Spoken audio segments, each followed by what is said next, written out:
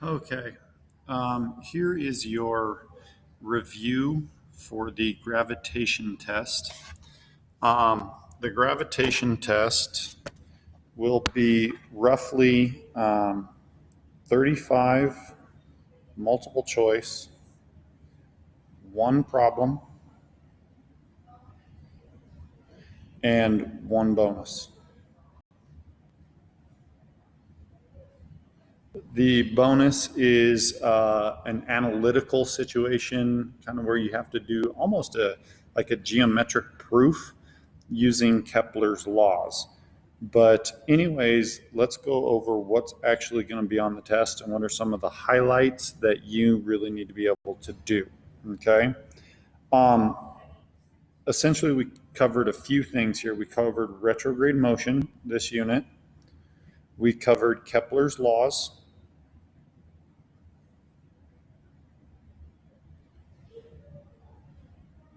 And then we covered Newton's universal gravitation.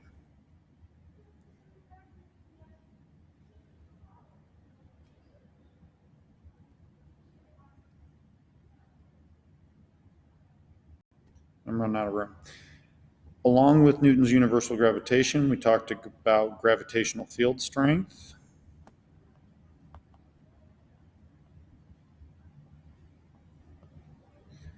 And what little g was and how we get little g.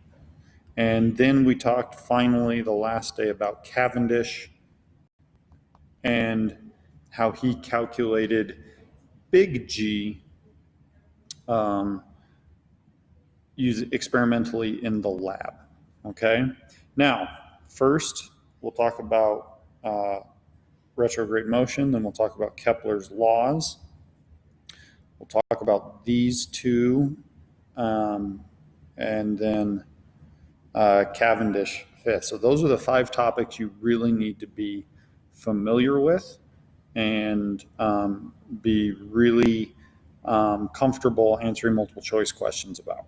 Okay, so let's hit retrograde motion. So retrograde motion is the apparent motion of an object against a gradient. So as you can see, like if you're looking up in the night sky, if there's a star, there's a star, there's a star, there's a star, one of the stars will take this path. It'll go like this, it'll turn around, it'll come back, and it'll turn around again and leave.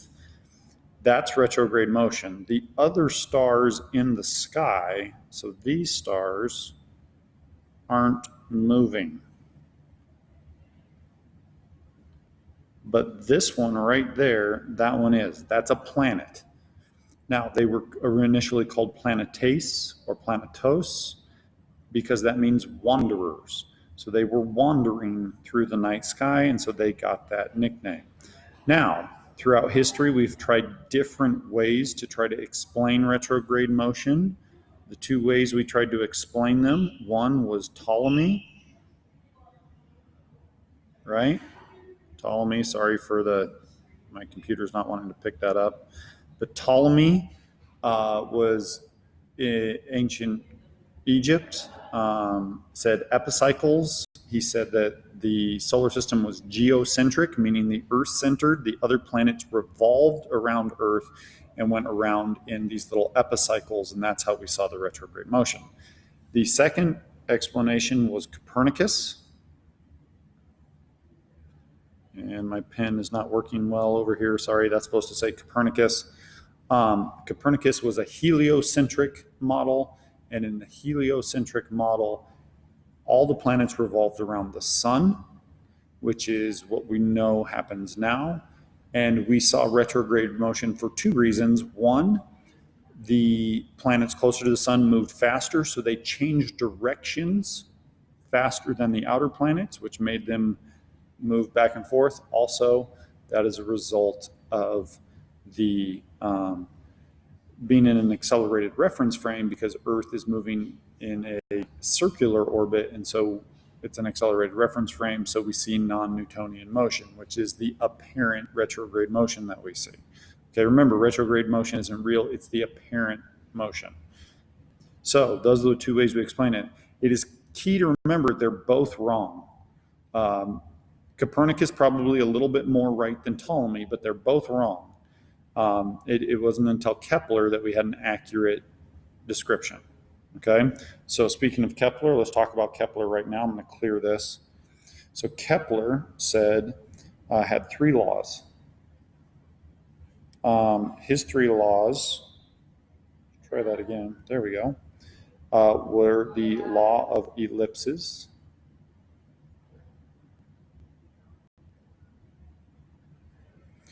the second law was the law of equal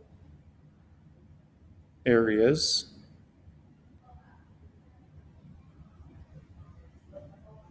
and the third law was the law of harmony, which I will explain here in a second. Okay, so if we draw a little sketch, and my pen is not wanting to work, so I'm going to use my fingers, so you'll have to forgive me here. So if that's the sun, the Earth's orbit is elliptical around the sun, with the sun being at one of the foci. In math, you know that the focus, an ellipse has a focus here and has a focus over here. The sun will be located at one of the foci. So yes, we are closer to the sun at different times than others. So we are closer to the sun here than we are closer to the sun here. That is not why we have summer and winter. By the way, we have that because of the tilt of the axis. All right. If we had summer here, that means that we would actually have summer in both the north and south hemisphere at the same time. But that is not the case. Right now, it is becoming winter for us. In Australia, it is becoming summer. So it's really hot down in Australia right now. So, yes, it is because of the tilt of the axis because of that. Now, the difference between this part here and this distance here is not really all that significant in the grand scheme of things. In the long and the short of it is, here it's about 92.5 million miles, and here it's about 93.5 million miles. So in reality, we just round that to 93 million miles and we call it good. By the way, this is called one astronomical unit. We kind of measure everything based on one radius, Earth radius around the sun, and that's called an AU, an astronomical unit. And so this will actually help us later when we're talking about the law of harmony. Now, the law of equal areas says that in the same amount of time, a line from Earth to the sun will create an area equal no matter where it was. So let's say that this is 1 month of time between here and here. That's 1 month. The area that line sweeps out right there will be equal to this area here if it is 1 month between here and here. For this to happen, a couple of things have to be true. The most important of them being is that when planets are closer to the sun, they move faster. Now, with your understanding of gravity, that should make sense because the gravitational acceleration when closer to the object should be bigger because of the inverse square of how gravity is set up, right? But anyways, the truth of the matter is when planets are closer to the sun, they move faster, greater acceleration because there's a greater pull of gravity. Now, the third law, harmony, kind of reinforces that. The mathematical version, and this is the only law that actually has any math done with it, and it's this. It's TA, and you remember T is period, so T of object A over T of object B squared is equal to the radius of A cubed over the radius of B cubed. What this ends up doing is this makes an equation where we can relate two objects that are orbiting the same object, so object A and object B. So we could compare, for example, Earth and Mars, Earth and Jupiter, as long as they're orbiting the same thing.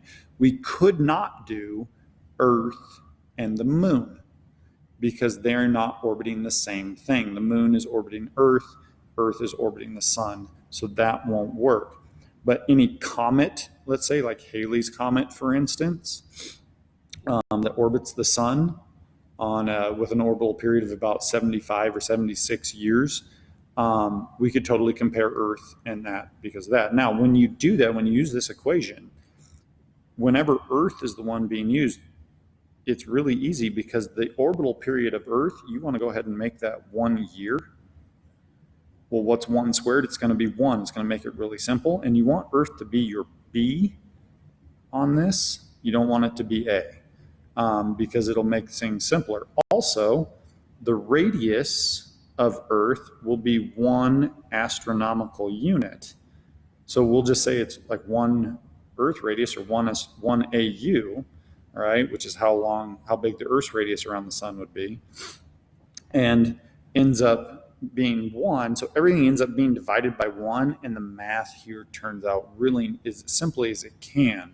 It's just a matter of plugging in the other numbers to solve for everything up there. So there will be a question or two like that on the test. So you'll want to kind of practice those a little bit. There is a problem in your on your handout that kind of goes through that. So you'll want to look at that. All right, so then next, let's talk about gravity and gravitational field strength. Well, Newton's gravitational law, right, is this one.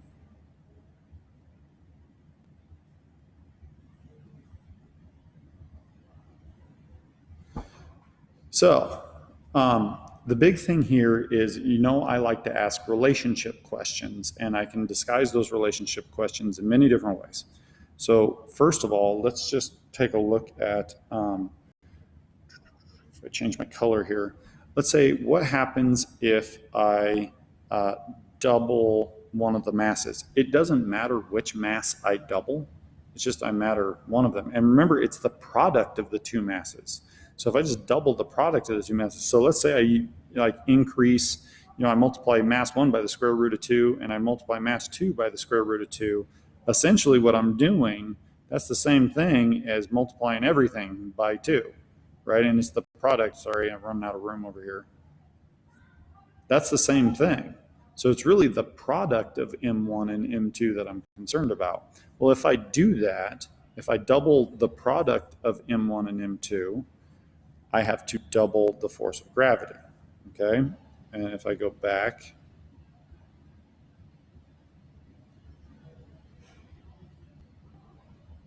oops, there we go. Let's say I triple one of the masses, or I triple the product of M1 and M2, then I have to triple the force of gravity. Now, what happens when I change the distance between them? So let's say I double the radius. Now you got to remember 2r is squared, so it's this. This would be equal to 4r squared, right? Which is the same thing as gm over 4r squared. So what did I do? I divided by 4, basically. So the gravity would have to be divided by 4. This is an example of the inverse square relationship, okay? Gravity is related to the inverse square of r, not just r, and it's not inverse of r, it's the inverse square. So if I, if I triple r, I would take my force of gravity and divide by 9. Or if I halved r, I would have to multiply this by